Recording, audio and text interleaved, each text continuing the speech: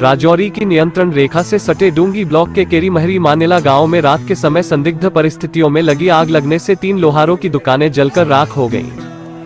पीड़ित मोहम्मद बशीर, खालिद हुसैन और मोहम्मद शफीक ने कहा कि हमेशा की तरह वे मंगलवार शाम को अपनी दुकानों को बंद करने के बाद अपने घरों में चले गए, लेकिन लगभग आधी रात को उनकी दुकानों से धुआं निकल रहा था, जिसे देखकर वो अपनी दुकानों पर पहुंचा और पाया कि दुकानें जल रही थीं।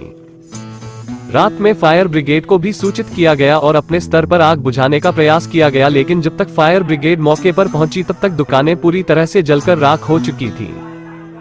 पीड़ित दुकानदारों ने कहा कि उनकी दुकानों के अंदर कुछ कीमती मशीनें, मोटर, लोहे के अन्य उपकरण थे जो पूरी तरह से जलकर राख हो गए हैं और कुल मिलाकर लाखों रुपए का नुकसान हुआ है।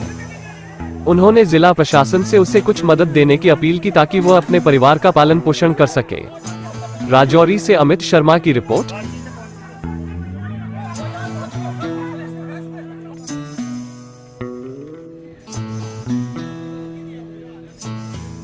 लकड़ का काम करते हैं, उसमें हमारी मोटरें थी और सामान था, और हमारे जो खाने पीने का राशन दाना वो भी उसी में रखा हुआ था, बाहर से लेकर वो भी ख़त्म हो गया, और हमारी पूरी दुकानें जो ख़त्म हो गया, हमारा कारोबार बंद हो गया।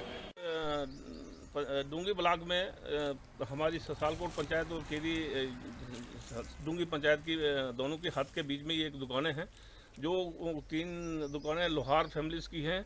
वो तकरीबन 8:30 पौने 9 के बीच में ऐसी अचानक से आग बर्पा हुई, जिससे वो तमाम की तमाम दुकानें जलकर खाक हो गई हैं।